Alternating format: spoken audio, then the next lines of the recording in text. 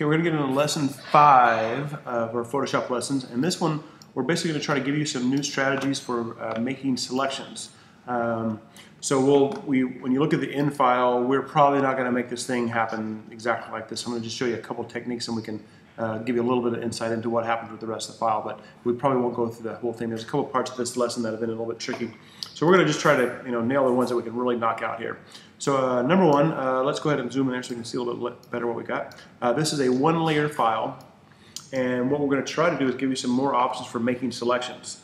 So the first thing we're going to try to do is introduce a new way of doing that process, but let's go back to the old way first. You probably have gotten used to a couple of your favorite selection tools, whether it's the magnetic lasso or the magic wand. But let's start off by just making any selection on this layer to get the ball rolling here a little bit.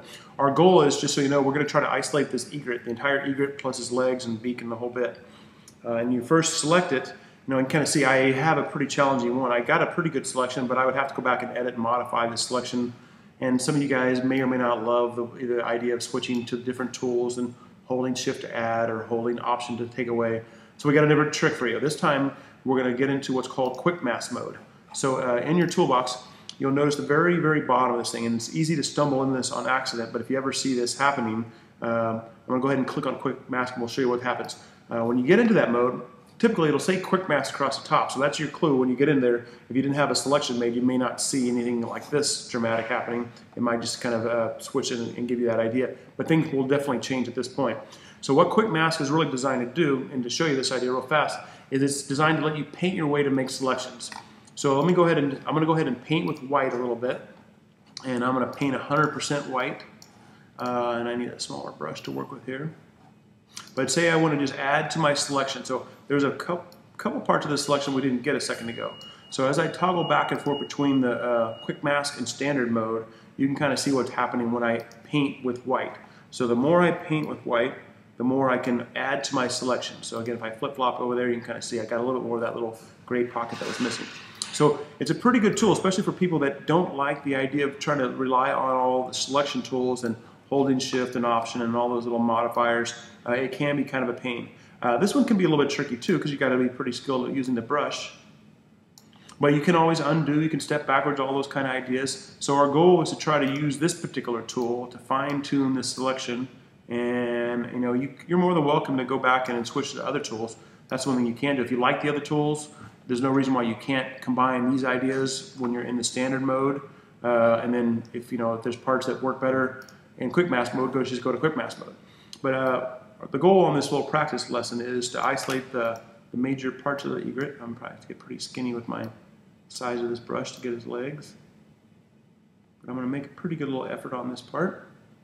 There's a little bit of shadow, so I got messed up a little bit. But that gives me a good reason too, since I messed up, to talk about how to take away from a selection. So here again, here's what I ended up with so far. I probably messed up a little bit up here, got a little too much here, maybe not up there, but let's go back and fix those up. So if you need to take away from a selection, opposite is black, and so you'll take away by painting with black. So if you ever do mess up, you can always kind of fine tune it, go back and forth. One weird thing is about this selection tool, it is possible to paint with less than 100%. There's usually like a threshold, so this little reddish color that you're seeing, that'll usually pop up when you have at least 50% of the idea selected. So it might be a little bit hard to comprehend that quite now, but that's kind of what we're trying to do, is paint our way to selections, and black is going to take away from a selection, so you can kind of fine tune what you have selected that way, and then again white will add to it. So if you need to grab a little more of something, you can just paint your way to it. And don't be afraid to zoom in there as close as you need to get it isolated. All right, so that took us a fair amount of time to get this thing selected. And granted, I don't have it completely nailed down, but in the interest of time, let's assume that I've got this the way I want it. But say the bell's about to ring, and I need to save this thing so tomorrow I can pick it up. Well, the process to do that part is there's under select, you have a pretty easy to understand idea called saving selection. So it's going to save this thing under whatever name you want to call it. I'm just going to call it an egret. I think that's what this thing is. And then it's going to save it into the same document. Let me go ahead and save this file since I haven't done that part yet. So you guys don't forget about saving things into your folder with your kind of correct naming sequence. I'll get that one into my folder. And then, so now that we've saved this file, if the bell rings, you have to come back the following day and then start over. let me go ahead and deselect this thing, and I'll show you the beauty of having saved these selections already. So here is the beauty. You go to select, you can do something called load selection, and then you'll find out that your egret has been stored as what's called a channel. We'll get more into that a little bit later, but you know, the big news is you have an egret, which is what we call that selection. You can load it back in there, and then if you do need to fine tune it or continue to work on it, you can still get back into Quickmask mode and you're off to the races. So that was pretty much what we were trying. The main part of this lesson is that aspect of using the Quickmask tool. So I'll throw out a couple other ideas, and I think we're going to wrap this one up pretty fast.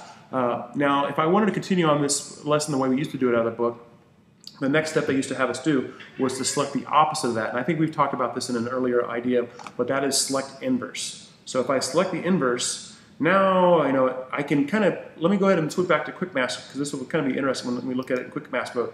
Now only my egret is selected, and the entire background is, actually it should be opposite. Only the egret is not selected, and the entire background is still clear, you know, showing that that is the selection that I'm about to alter or manipulate. So what I was going to do in this case is just throw a little filter to it. So if you want to put some brushstrokes onto the background, it shouldn't affect the egret at all. Remember, our egret, we're not messing with it. So as you notice, I click around these little filter looks. You can pretty much try anything you want, but I was going to try and make some, there's some ones called brushstrokes, I think, in here under artistic. Oh, here's the brushstroke ones. So you can try any of these, but pretty much anything you want, really. But the main idea is the egret shouldn't be, you know, nothing should happen to the egret, and you should end up with a, you know, a pretty kind of unique combination of real photorealistic images with the egret, and the background should have more of that filter look. So I think that's pretty much all we're going to try to accomplish in that particular layer, or in that particular assignment. So I'm going to go ahead and stop this recording and see if you guys can get this far, and then we'll show you a couple of other tricks that are probably more powerful when it comes to lesson 6.